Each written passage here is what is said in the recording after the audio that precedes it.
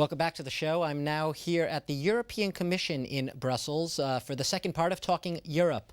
Now, at a time when most of Europe, or much of Europe, is drowning in debt, slashing its public spending, many might say it's only fitting that the European Union itself should be a bit more frugal. Now, my guest today, EU Budget Commissioner Janusz Lewandowski, welcome to the show. He says that Europe's 2012 spending plan is clearly what he calls an austerity budget. But at the same time, he's concerned that the deal in hand right now could make it a lot harder, maybe even impossible at times, for the European Union to meet its commitments to its own members. Now, we're going to be talking about the budget in just a moment, but for our viewers, I want to start with this report that gives them a little bit of a sense of what's at stake in the budget battle. More financial trouble up ahead for the European Union. In April, the European Commission that signs off on the EU budget will present its 2013 request. It's hoping for a bigger allowance than in 2012. European Union members agreed to give 129 billion euros, an increase of just under 2%. The problem is the EU needs 4 billion euros more, and given the current climate of austerity, no one's in a giving mood. France, Germany, the Netherlands, Finland and Austria are net contributors. They pay more than what they receive back in program funding. These countries are also the main forces behind European bailout funds. They say they're being forced to carry a double load.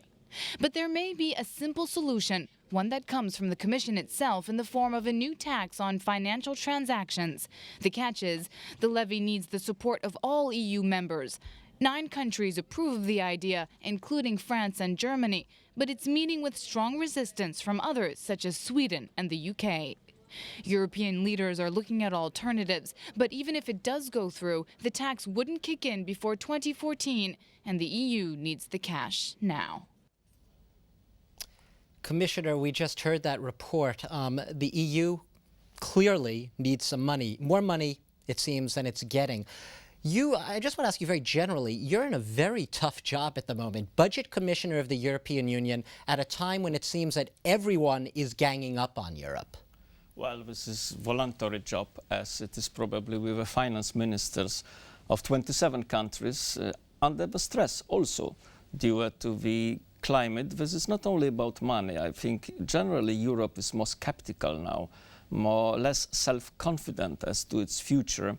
And my problem is that in the public perception, what is European budget, European project finance via budget is mixed with these all rescue packages.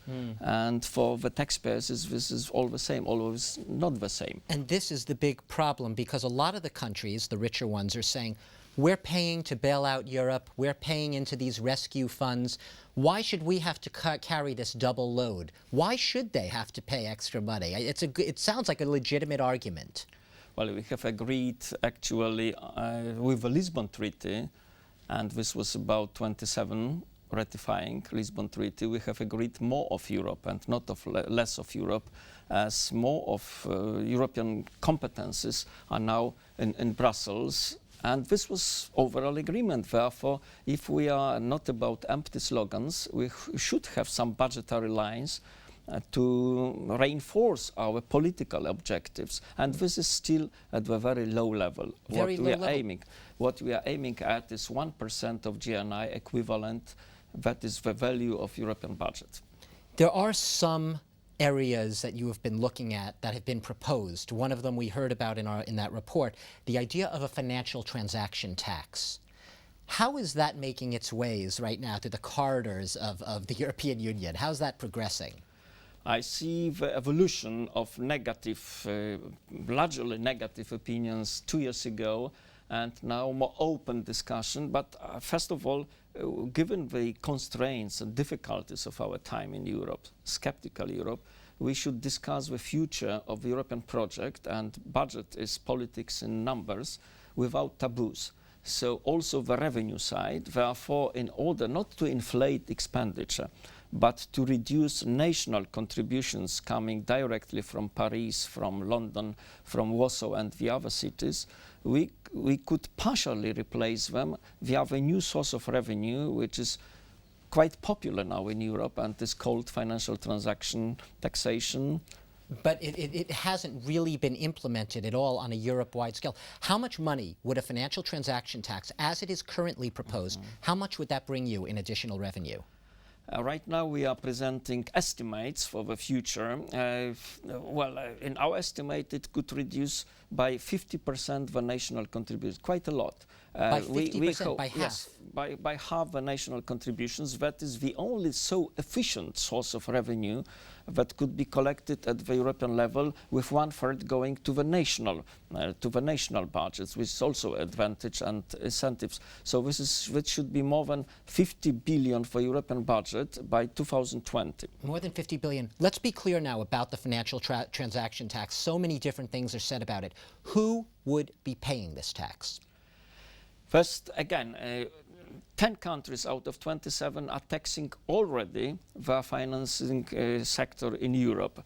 That means that we have a lot of national initiatives, and in order to avoid the market distortions, it is better to build the overall framework and harmonize system of because financial services are by their nature global or European and not national. What we would like to tax are the financial institutions and not the private households. Not people, not the individual citizens. Not retail. Big banks. Big banks, all sorts of collective savings, investment funds, pension funds, but they are placing their money for a long time. So we are taxation. We are taxing transactions.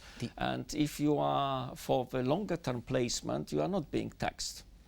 This is mainly to the disadvantage of what is called frequent computer trading, but I do believe that this is not contributing much to the real economy. Let me ask you, you use the word harmonization. We hear that word a lot when we're talking about Europe and budget policy. The problem is most governments still want the budget to be a sovereign issue. You'll remember Germany's Constitutional Court in 2009. They said Europe doesn't have the credentials to raise and spend this money. What do you say to that? Rightly so.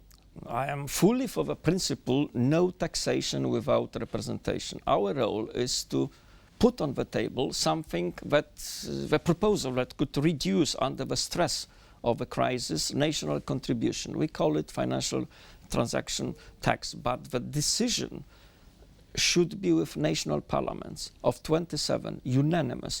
That is, with this sort of own revenues, you are coming closer to the spirit and letter of Rome Treaty and Lisbon Treaty. However, this is not at the cost of national sovereignty. No taxation without representation. There are 754, I believe, European members of parliament. Yes. That's a lot of representation. Some people might say it's too much representation. Well, and what is a happy development for me is that 2 years ago majority was strongly against own resources. Now majority is in favor, and we should treat these more than 700 members of European Parliament as a sort of statistical basis to see the development more positive now towards financial transactions. Specifically on the budget right now that is yet to get its final approval in April, the European Parliament wanted a 5% increase. Your Commission, I think, asked for just slightly less than that, just under 5%. You ended up getting about 2%. You said earlier that you're worried you could run out of funds. How serious a threat is that, a danger is that? Is that exaggerating? Well, what we are to negotiate now under the stress of a crisis is a so-called multi-annual financial framework until 2020, long-term vision. Almost 10 years. Almost 10 years. Really, the unhappy coincidence is that we are negotiating under this crisis, crisis environment. It's not but the this best is time. About limits. This is like the limits of your credit card, what we are negotiating. This is not equal to spending. You are not forced to spend that amount, that is your limit.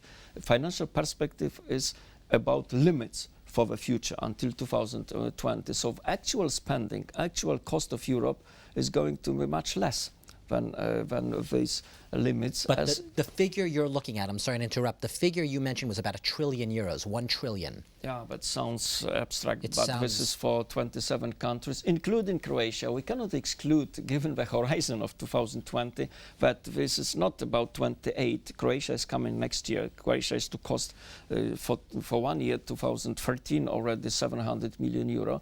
But we cannot exclude the other enlargement with such a huge long distance horizon. It is important to remember that we are negotiating limits, like the limits of your credit card, then on annual basis, actual spending, and this is always less. We've been talking specifically about Europe. Europe is the largest trading bloc in the world. However, there's a world out there beyond it, and this program is actually in a partnership with the Robert Schuman Foundation and its president, Jean-Dominique Giuliani. He actually had a question that looks a little bit beyond Europe. We recorded it earlier, and he wanted to ask you directly, so I'm curious to hear what you'll have to say. Here it is. We have the budget issue, but we also have hot topics as, for example, the trade policy.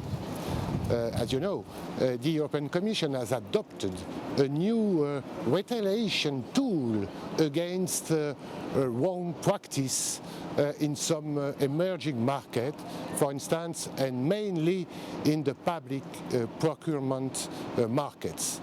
So did you, Mr. Commissioner, support this new orientation, which we need to adopt and we need to implement in the long run, and are you ready to implement it and to support it for the future? I think he's talking about, it's not a secret, China. What do you have to say to that? Not only about China, that was the question on the lack of reciprocity in relations with the very open public procurement market of Europe, not so much in China and India and on the other continents, but with a huge stock of public works now underway. I am supporting this option of being less naive. We cannot be ideologically naive free traders now, because we are being confronted with the other parts of global world that are not respecting our rules. And in order to have the leverage, the ammunition, the tools to impose more or less the same standards, we cannot be that naive. So we should have our tools of defense of our public procurement market. And this is the essence of our proposal. And looking beyond that right now, how do you think does Europe have the tools right now to catch up with China? I'm sorry to go back to China, but it is the big looming rival right now as far as trade is concerned. I do believe that for both it is advantages that China is booming, because this is also to the advantage of European exports. But Europe is open, China is not for public works, for public procurement. It would be fine to have that sort of reciprocity, to have win-win situation, especially with a giant booming economy. But for this, our Commissioner Harald de Gucht, who is responsible for trade, should have its legal arguments. And we are providing him with some equipment for the future. There could be a little bit of a fight ahead. In the little time we have left, I want to ask you about the structure of Europe itself and its spending. From an outside perspective, people might look at Europe and say, there are two parliaments, one in Strasbourg, one in Brussels. 12 times a year, 750 deputies have to shuttle between. That's an enormous expenditure. I don't know how much exactly, but you can't do anything about that, can you? That's a lot of bureaucracy to pay for. I think it is easier to admire the project when you are outside and not when you are inside. The administration is complex, sitting in many places with agencies, but still this is only 6% of the total budget of the European Union. That means that 94% are going outside Brussels to the students of Erasmus, to the young researchers, to structural funds, alleviating the problem of unemployment and lack of investment. So your basic point seems to be, despite perhaps the perception some people have that there's a lot of waste going towards bureaucracy, when you actually look at it, it's not what it seems to be. Well, this is a prejudice ungrounded on the figures. Of course, this is about public expenditure. Of course, we need to have our savings programs, and we have until 2020. We are to reduce, although our posts in the Commission, although what is the employment in the European institutions of 27 countries is less than Marie de Paris, for example, in numbers. Okay. So this is a good comparison. Yes. We have a very little bit of time left. I just want to ask you, we were talking about the climate, the mood in Europe at the very beginning. Do you think right now you're at the hardest part of your job? Will things get easier for you in the next year or so as the economic environment perhaps improves in Europe? Now everything is in the shadow of crisis, but fortunately at the beginning of 2012 the vision of economic mix for Europe is more balanced. This is in 2010-9 austerity was the mother of all policies. Now this is more about how to enhance investment, job opportunities, and here is the place for the European budget, investment budget. And unfortunately, the investment, we're going to have to leave it on that note. That's an optimistic note, I believe. EU Budget Commissioner Janusz Lewandowski, thank you very much for taking your time today to speak to us here on Talking Europe about European Union's cash crunch. It's going through the same belt tightening as all of us here in Europe. Thanks for watching Talking Europe.